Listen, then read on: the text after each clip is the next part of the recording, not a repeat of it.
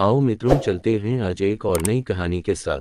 Channel को like and subscribe करें और कमेंट जय में हनुमान लिखें। महाभारत की कथा में अनेक वीरों की कहानियां हैं, लेकिन उनमें से एक सबसे खास और अनसुनी कहानी बर्बरीक की है।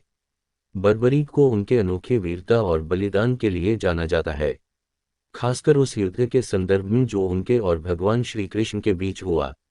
बर्बरीक का जन्म महाबली भीम के पोते और घटोत्कच के पुत्र के रूप में हुआ था।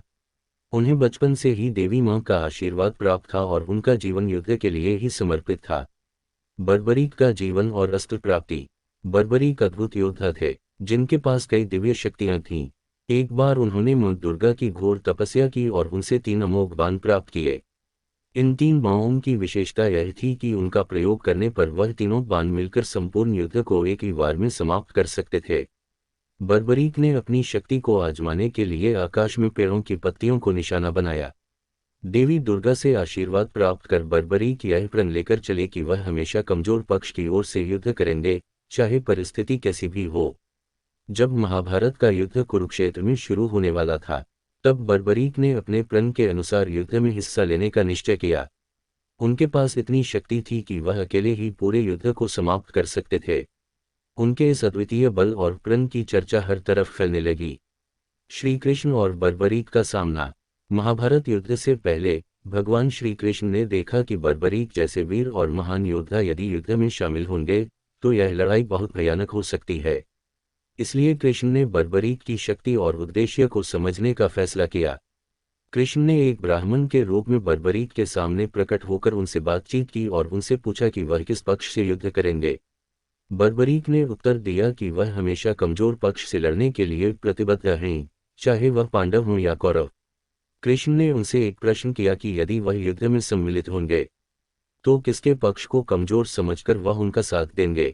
बर्बरीक ने कहा कि प्रारंभ में कौरव पक्ष शक्तिशाली है, इसलिए वह पांडवों का साथ देंगे, लेकिन जैसे जैसे युद्ध आगे बढ़ेगा और पांडव विजयी होते जाएंगे, तब वह कौरवों की तरफ हो जाएंगे, क्योंकि उनका प्रण था कि वह कमजोर का साथ देंगे।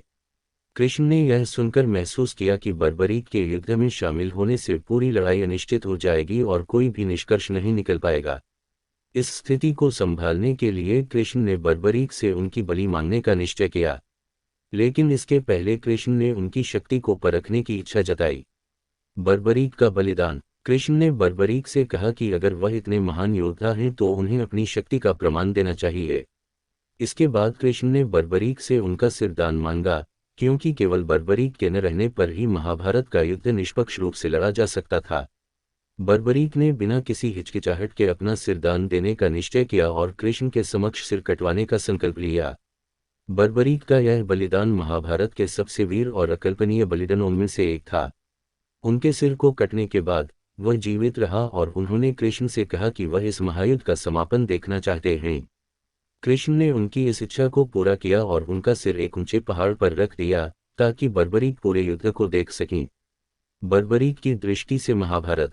जब महाभारत का युद्ध समाप्त हुआ, तब सभी योद्धा विजय का श्रेय लेने के लिए आगे आए। लेकिन जब युद्ध का परिणाम देखने के लिए कृष्ण ने बर्बरीक से पूछा कि उन्हें किसने युद्ध में विजयी होते हुए देखा, तो बर्बरीक ने एक अद्वितीय उत्तर दिया। उन्होंने कहा कि उन्होंने सिर्फ श्री कृष्ण को ही युद्ध करते हुए देखा। उनके दृष्टिकोण से कृष्ण ने ही हर योद्धा के माध्यम से युद्ध लड़ा। यह उत्तर महाभारत के गूढ़ दर्शन को दर्शाता है कि वास्तव में युद्ध के पीछे श्री कृष्ण की ही माया थी। बर्बरीक के इस उत्तर से यह स्पष्ट हो गया कि कृष्ण ही वह शक्ति थे जिन्होंने धर्मयुद्ध को सही दिशा दी। बर्बरीक के बलिदान का महत्व। बर्बरीक का बलिदान न केवल उनकी व्यक्तिगत महानता का प्रतीक है, बल्कि यह भी दिखाता है कि कैसे ईश्वर की इच्छा सर्वोपरि होती है। बर्बरीक के सिर ने पूरे युद्ध को देखा और अंत में यह सिद्ध हुआ कि धर्म और न्याय की विजय सुनिश्चित करने के लिए कई बार महान बलिदानों की आवश्यकता होती है। बर्बरीक का यह बलिदान महाभारत की गाथा का एक ऐसा पहलू है जिसे अक्सर कम महत्व दिया जाता है, लेकिन इसके महत्व को समझना अत्यंत आवश्यक है।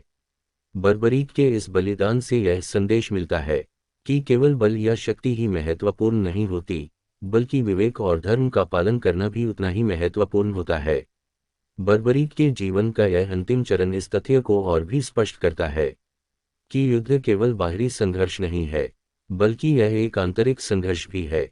जिसमें सही और गलत के बीच संतुलन बनाना जरूरी है। महाभारत के इस प्रकरण से यह शिक्षा मिलती है कि सच्चा वीर वही होता है जो अपने व्यक्तिगत स्वार्थों को त्याग कर धर्म के मार्ग पर चलता है और समाज के हित के लिए अपने प्राणों का बलिदान करता है। चैनल को लाइक एंड सब्सक्राइब करें। कमेंट में कहानी कैसी लगी बताएं।